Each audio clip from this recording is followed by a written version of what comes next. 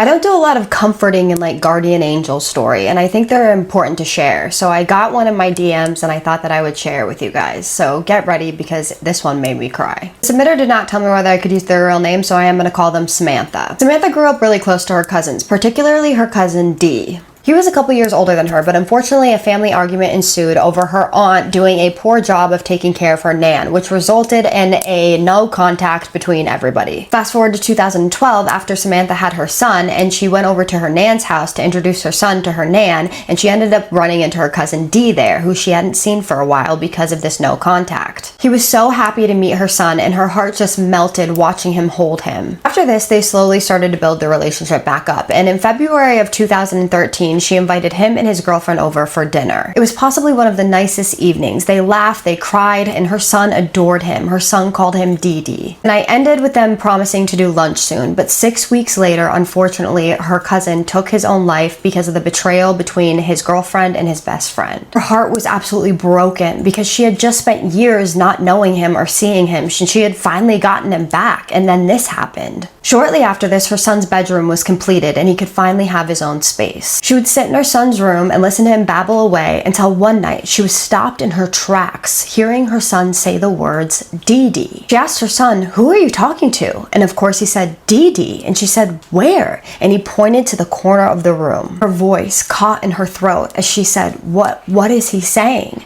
And he said, "Cuddle, cuddle, love, love." For weeks he continued this, and every time she stepped into his room it felt eerie. Not scary, just heavy. One night she woke up in the middle of the night to the stirrings of her son. The second she walked into his room, there was Dee, standing over her son, soothing him back to sleep. He leaned down as if whispering something in her son's ear, and then he turned to look at her and he winked. He blew her a kiss and then he was gone. Within seconds, her son woke up, pointed to the ceiling, and said, "Dee Dee gone now, Dee Dee gone now." She never felt the energy of him or saw him ever again. That was so hard to tell without crying. Like, are you kidding me? That story is, What did you guys think about that story? Drop it in the comments. Like, do you think that was Dee Dee? I truly believe it was. I mean, she saw him, right? But my name is Kaisa, and I tell true scary stories on here that you guys submit to me every single night. So if you're into that, hit that subscribe button so that you can get notified next time I tell a true scary story. And I just need you to do 3 things for me. And what are those? Keep sending me your scary stories. Have a safe night. And what's the third one? Say it with me.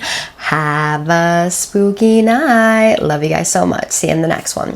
Spooky kisses and haunted hugs. I don't do a lot of comforting and like guardian angel story, and I think they're important to share. So I got one in my DMs and I thought that I would share with you guys. So get ready.